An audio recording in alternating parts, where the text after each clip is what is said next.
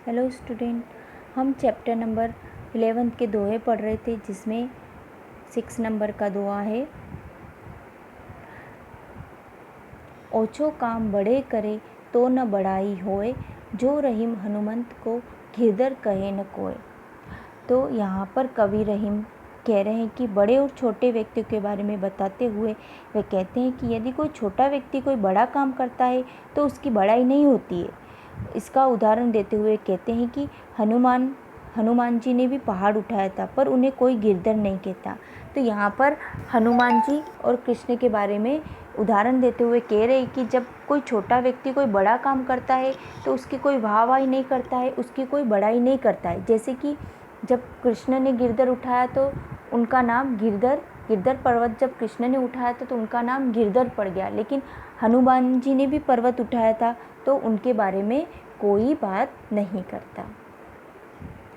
फिर है, दिन सबन को लखत है दिन ही लखे न कोई, जो रहीम दिन ही लखे दिन बंधु सम होए।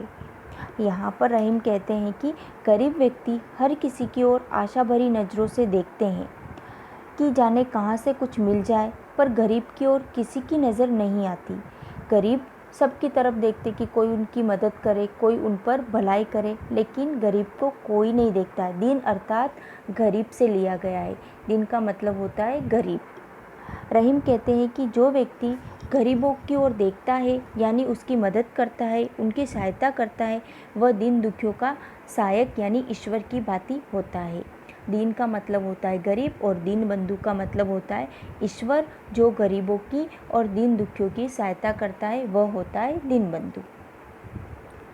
फिर है, नाद रीज तन दे मृग नरदन हेत समेत, ते रहीम पशु से अधिक रिजहु कछु न देत। यहाँ पर रहीम कहते हैं कि हिरन मधुर आवाज़ पर रीझ कर अपनी जान दे देता है वे, और पुरुष धन प्राप्ति के लिए पशु से भी अधिक रीझता है, पर इतना करने पर भी उसे कुछ भी प्राप्त नहीं होता। यहाँ पे इंसान की लालच के बारे में बताया है कवि ने कि जब हिरन कोई मधुर आवाज़ सुनता है तो उस आवाज़ को सुनकर अपनी जान भी दे देता है। लेकिन मनुष्य इतना लालची होता है कि धन प्राप्ति के लिए, अपने स्वयं के धन प्राप्त करने के लिए वह पशु से भी बदतर बन जाता है, पशु से भी बुरा बन जाता है, लेकिन फिर भी उसको कुछ भी हासिल नहीं होता, कुछ भी नहीं मिलता। फिर है, रहीमन जीवा बावरी कही गई सरक पताल, आपू तो कई भीतर रही जूती खाद के पाल।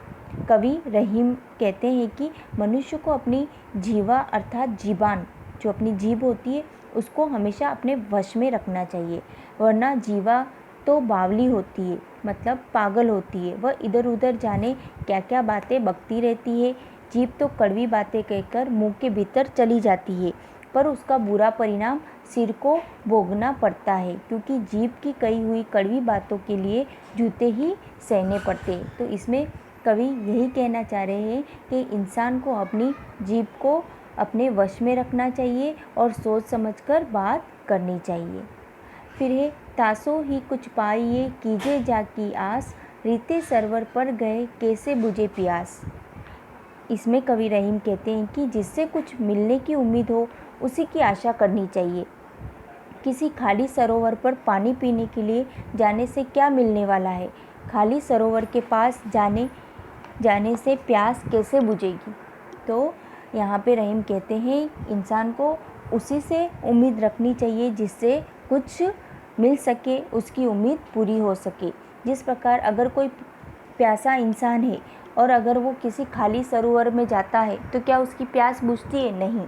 अगर जिस सरोवर में पानी भरा होगा तो ही उसकी प्यास बुझेगी, वरना नहीं। तो इस प्रकार सभी दोहों में रहीम ने इंसान के संगति का फल, वाणी का प्रभाव, योग्यता, बड़े छोटे का भेद, गरीबी, कृपणता, जीवान की विशेषता, ये सब इन दोहों के माध्यम से बताया है। Thank you.